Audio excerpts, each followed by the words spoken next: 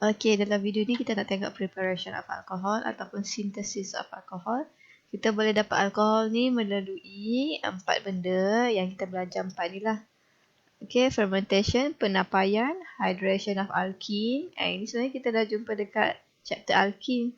Hydrolysis of haloalkane pun kita dah jumpa dalam chapter haloalkane. Kita lagi sekali kita jumpa dekat tajuk alkohol pula. Okey, ini pun sama. Addition of Grignard reagent to carbonate pun dah ada sebelum ni. Okay, tapi kita jumpa lagi kat sini. So, sebenarnya kita belajar benda yang sama lah. Okay, outline the synthesis of alcohol. Okay, outline tu menggunakan benda ni lah. Yang atas kita belajar. Okay, dekat LOA. Okay, so preparation of alcohol. First sekali, fermentation of sugar. Okay, this method applies only to ethanol, hanya untuk ethanol sahaja, and not any other alcohol. Okay, the reaction is catalyzed by the enzyme yeast. Ni macam buat tapai lah kan, macam buat tapai. Okay, kita letak yeast yang mana ada zymase. Okay, ada enzim zymase. Okay, ini sugar. Okay, kalau kita tapaikan beras pun, beras tu consist of sugar juga. So, kita akan dapatlah ethanol dan carbon dioxide. So, kita seimbangkan, ini dapat berkali 2. Sini pun letak 2 berkali. Okay, yang kedua, proses hydration of alkene. Okay, maksudnya kita ada alkene. Okay, kita tambah H2O. Hydration tambah H2O dalam keadaan berasid. Okay, apa yang akan jadi? C ini akan hilang satu double bond. Okay, tinggal single bond saja. So, sini akan masuk H. Satu lagi akan masuk. Satu akan masuk OH. Satu lagi H. Hydration lah tambah H dan OH. Okay, dapatlah alkohol kat sini. Okay, itu sebab tu namanya sintesis. Daripada bahan lain dapat alkohol. Sintesis of alkohol. Kalau alkohol, daripada alkohol jadi benda lain, ini adalah reaction. Sekarang ini yang ini sintesis. Okay. Reagent H2O, H3O+, H2O, H3O+. Okay, addition of water to alkene follow Markovnikov rule. Okay, kalau kita ada unsymmetrical alkene kat sini. Contohnya sini CH3, sini CH3, sini H, sini CH3. Okay, carbon A dan B. Saya label A dan B. A ni ada less hydrogen. B ada satu hydrogen. Okay, so H akan masuk kat sini lah. Okay, H ni akan masuk dekat carbon B sebab sini dah ada satu hydrogen. Okay, H akan cari gang dia. Itulah maksud Markovnikov rule. Okay. Ini alkene H2O, H3O+, akan masuk H dan OH. Okay, example. Yang ini carbon A, ini carbon B. Okay, carbon A, sini metil, sini metil. Carbon B ada H dan H.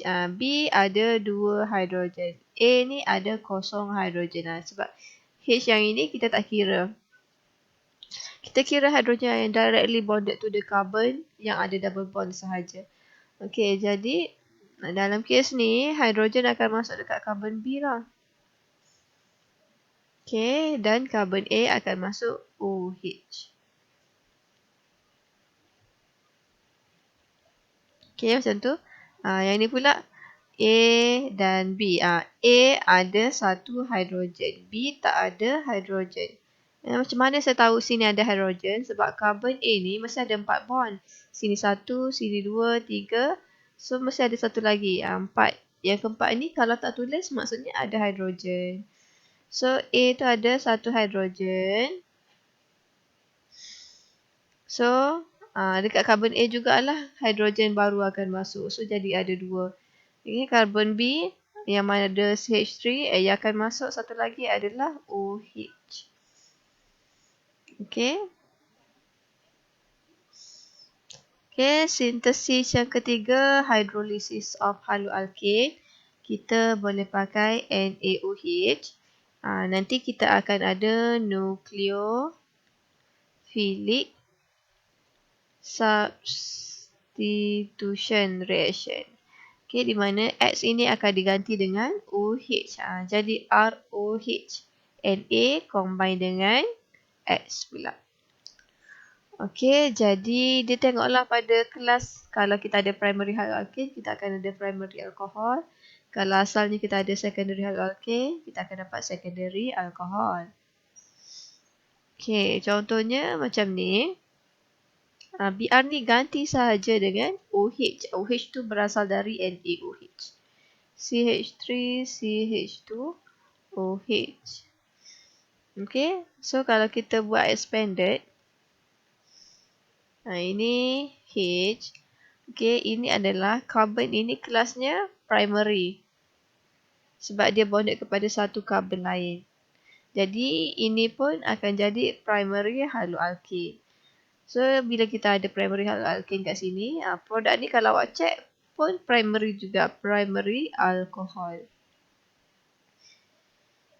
Okey, yang ni CH3CHOH. Ganti saja kedudukan Cl tu dengan OH. COH, CH3, CH3. Bond dia kena dengan carbon dengan carbon. Okay. Okay, sintesis yang seterusnya adalah melalui addition of Grignard reagent to carbonic compound. Ini adalah Grignard reagent yang ada MgBr ni. Yang ni boleh macam-macam. Satu karbon ke, dua karbon ke, tiga karbon ke. Tak kisah. Tapi ada MgBr, ini adalah Grignard reagent. Lepas tu, carbonyl compound ni pula dia boleh jadi methanol. Okay, dia boleh jadi aldehyde ataupun ketone. Reaction of Grignard ada 4 dengan methanol, aldehyde, ketone, satu lagi dengan CO2. Tapi CO2 ni dia tak akan bagi kita alkohol, dia akan bagi kita carboxylic acid. So kita kat sini tak masuklah reaction dengan carbon dioxide. Okay. Reaction dengan carbonyl sahaja, methanol, aldehyde ataupun ketone sahaja yang akan bagi kita alkohol. So yang ini, inilah methanol. C double bond O, lepas tu kiri kanan dia ada hidrogen. Ini methanol. Followed by hydrolysis. Okay, so ini reaction with carbonic compound. Ini followed by hydrolysis. Yang ini. 1 Roman, 2 Roman. Ini 1 Roman dengan Grignard. 2 Roman dengan hydrolysis. Okey, lepas tu cara dia macam mana nak dapatkan produk. Okey, awak ingat Mg ni dia group 2, dia elektropositif, dia ada sign delta positif. So C ini delta negatif. Bila dipotong kat sini, CH3, CH2, C ada negative sign. So ini nucleophile lah, negative charge kan. Ini nucleophile. C double bond O. O delta negatif, C delta positif. Okay, C ni kat sini adalah electrophile. Nucleophile akan attack electrophile. So yang ni akan attack sini. Okay, ini akan naik atas. Satu daripada dua bond kat sini akan diberikan kepada oksigen. So, apa yang jadi adalah O ada negative charge. Negative charge ni datang daripada salah satu daripada bond kat sini. Okay, dan sini sambung dengan CH2, CH3. CH2, CH3. Okay, bonding dia kat sini dengan C yang ada H2. Dengan C yang ni. Kalau CH3 dia kena hujung. Kena hujung. Dia bukan sini CH3, sini CH2. Tu salah jadinya. Okay.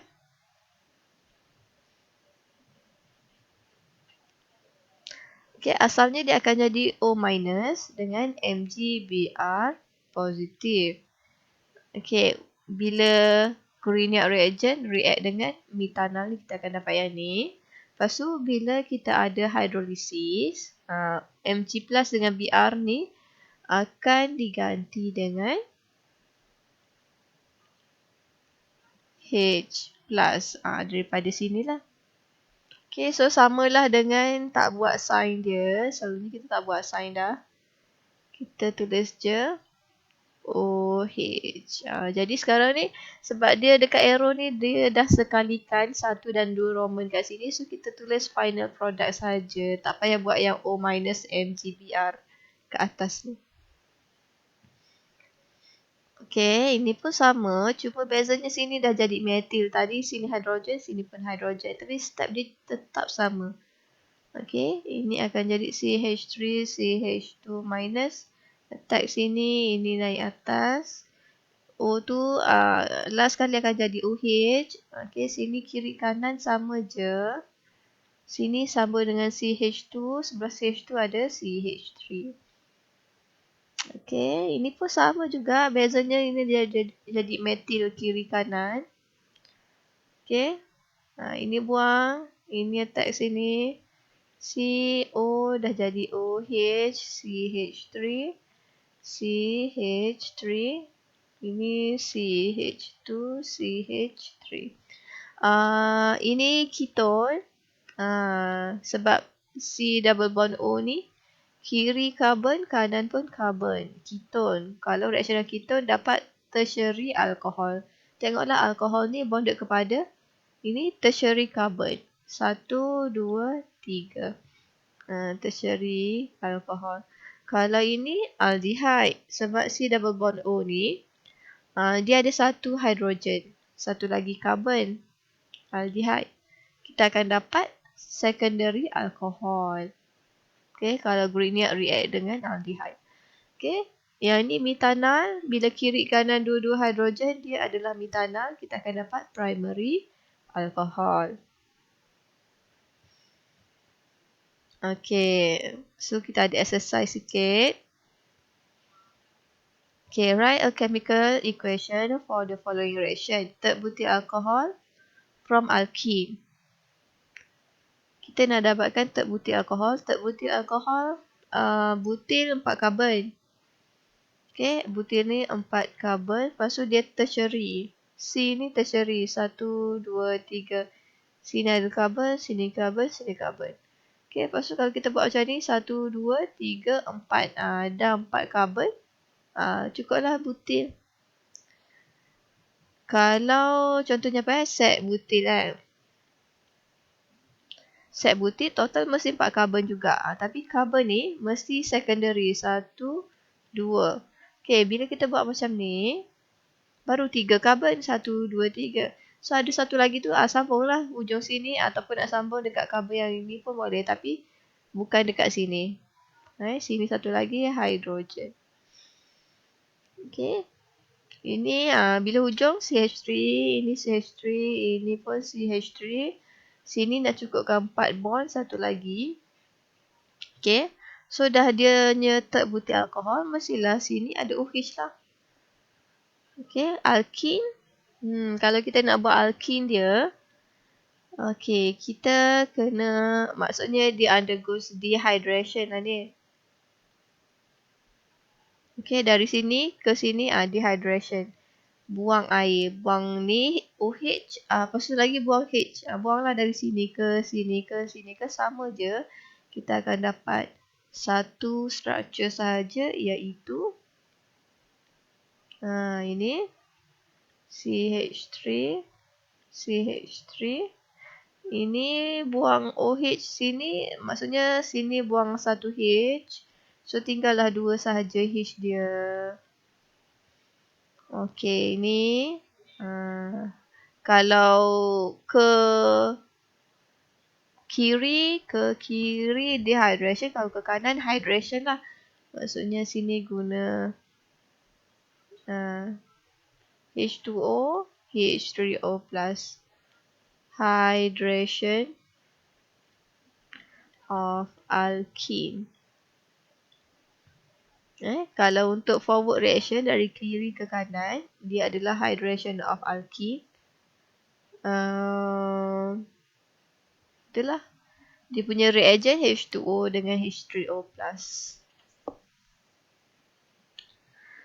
Okey, ni. Kita nak dapatkan isopropyl alkohol. Isopropyl. Propyl 3 karbon. Lepas tu dia iso. Karbon ni ada 3 karbon.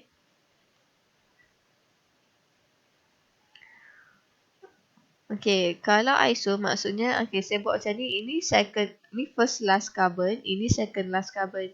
Second last carbon ni dia ada ranting satu lagi. Dia ada C satu lagi. Okey, so ini CH3, sini CH3. Sini nak cukupkan 4 bond, sini hidrogen. Okey, sini ada satu lagi bond. Sebab dia kata alkohol, maksudnya ada OH kat sini. Letaklah OH satu. Okay, kita nak hasilkan isopropyl alkohol ni daripada alkyl halide. So, maksudnya sini letaklah halide apa? Halide Cl. Letaklah Cl kat situ. Maksudnya ini forward reaction kita adalah nucleophilic substitution reaction. Ini type of reaction, nucleophilic substitution.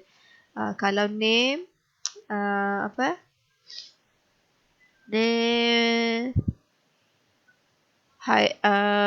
dia reaction boleh pakai NaOH boleh. Ataupun nak pakai air pun boleh sebab H2O dengan NaOH dua-dua provide OH minus untuk menggantikan kedudukan X. Kedudukan Cl tu. Okay, next apa? Tak ada dah. Okay, next adalah reaction pula of alcohol.